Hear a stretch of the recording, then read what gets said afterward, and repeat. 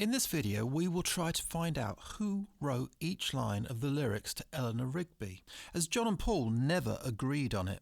John said that the first verse was by Paul, but that the rest was his. But on numerous occasions since then, Paul has said no, that was not the case. Paul said he wrote 80% of the lyrics and John 20% in his official biography.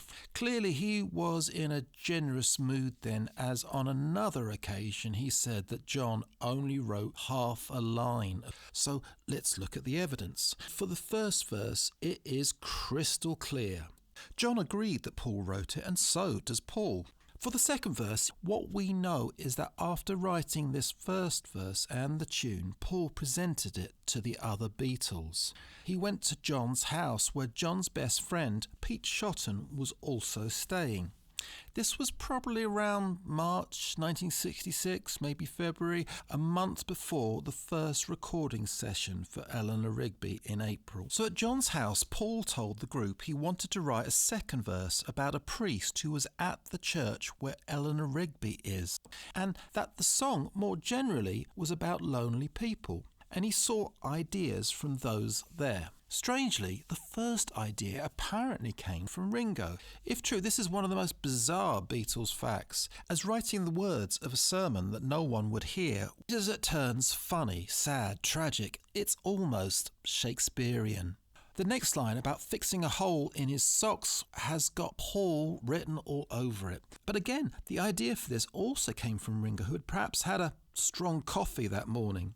So there appears to be no direct input from John on the second verse. Possibly he tidied up some of the lyrics, but he wasn't the prime mover. One other input was George's brilliant line, "Look at all the lonely people," which became what might be called the middle eight. Another crucial idea that came from this meeting was from Pete Shotton. Pete said that Eleanor Rigby should meet up with the priest in the third verse. Because Paul does acknowledge John's input, it seems safe to assume that John's vital contributions came to the third verse. But where?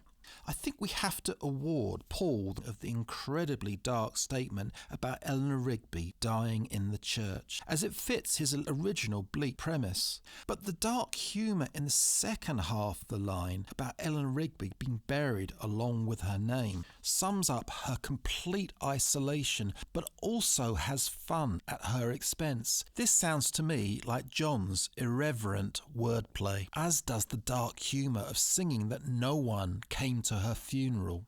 So it seems plausible that this is John's input, while the last lines of the third verse are again much more typical of the character detail common in Paul's other songs. So as we heard, Paul generously said that the song was an 80-20% split, but going by these accounts, the split looks more like this.